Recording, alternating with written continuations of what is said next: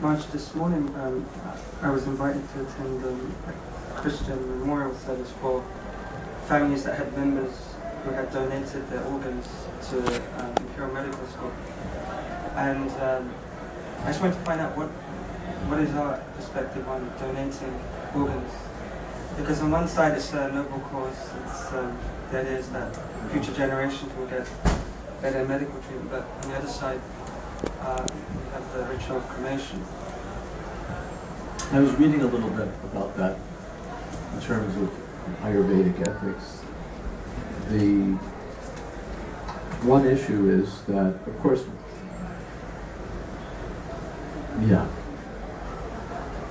one thing is that you can't make a silk purse out of a sow's ear. This material world is a place of birth and death.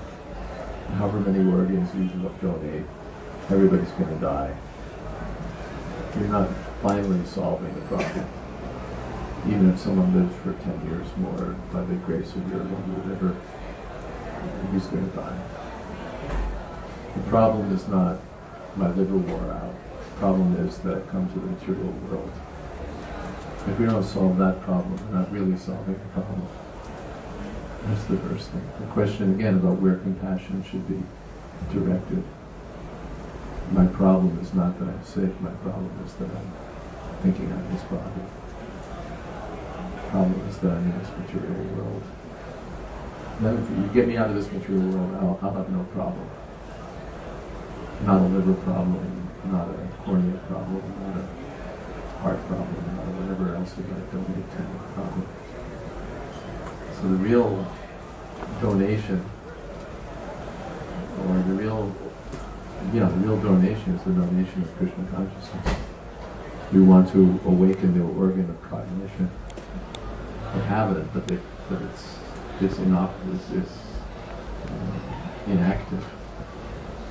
So if we can reactivate that organ, then the other organs are not going to be so much of a problem.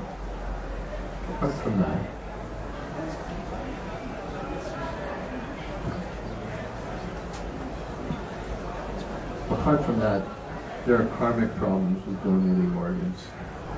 You donate an organ to a man down the street. Now that he has 10 more years of life, he uses it for bank robbery, running a narcotics ring, or something like that. And now you're helping him out. Or from another point of view, you've done a good deed and now you have to come back to get the rewards for your good deed from laws of nature. So for those who are transcendental, no organs, doesn't matter. But for those who are still within the realm of the material world, it seems that the Vedic recommendation is not to burn the damn thing and get rid of it.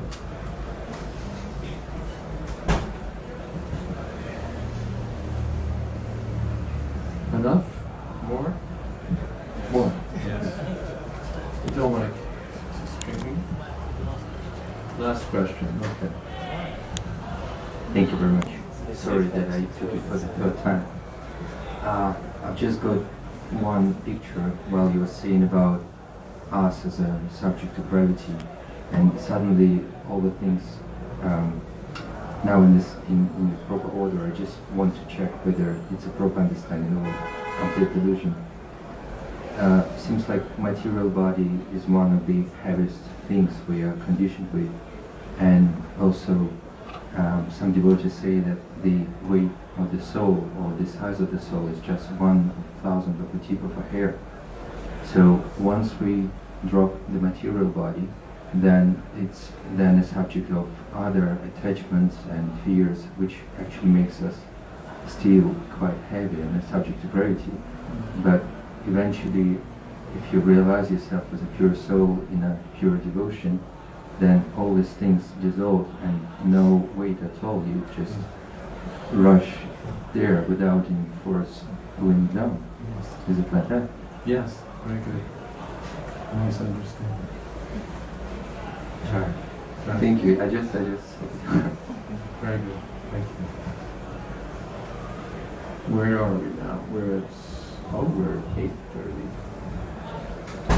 Very interesting. That's a mystical clock that's on the back wall. It remains 7:30 forever.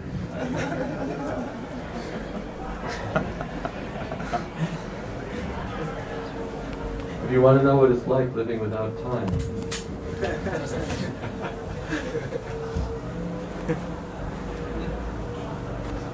Okay, I won't keep you long, but that's amazing. We're sitting 7:30.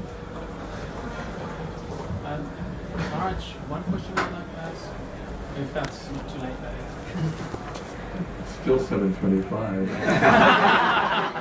Actually, to be precise. Last class, huh?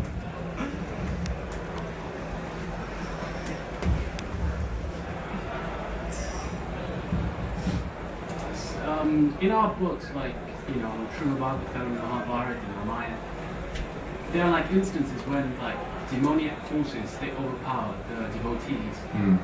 Like, like in the Mahabharata battle in itself, the Kauravas, in a sense, like a demoniac, and the Pandavas were like the devotees. But like, at the end, even the demoniac forces, they attain the same goal as the devotees. Not exactly. Not exactly. The demonic who are so fortunate as to be killed by Krishna or killed by Arjuna in Krishna's presence attain impersonal liberation. So they get freedom from birth and death, but they're in that merged situation. Whereas the devotees who love Krishna in his personal feature go back to Krishna's personal association. So there are instances like demons, like demoniac forces, can as well be like devotees, just in case of Prahlad Maharaj and Dhritarashtra and all. Oh yeah, they're demons by family affiliation, but they're devotees. They're demons.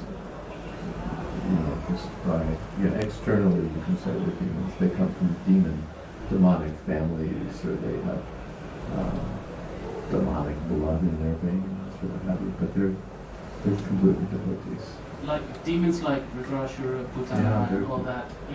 They even have waged war against Krishna in a sense, like physically. They tried to kill him.